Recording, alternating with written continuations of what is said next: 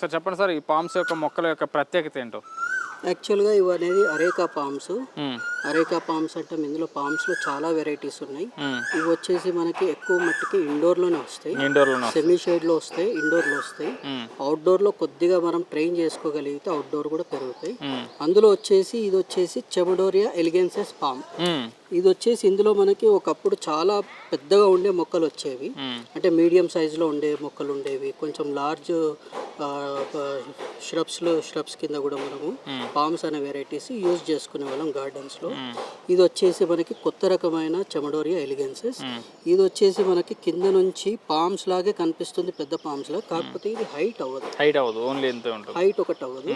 ఇది మనకి office desk పైన కానీ, ఇంట్లలో కానీ, లేదంటే హోటల్స్లో కానీ టేబుల్స్ పైన పెట్టుకోవడానికి అనుకువగా ఉంటుంది. ఎయిర్ ప్యూరిఫైయింగ్ చేస్తుంది.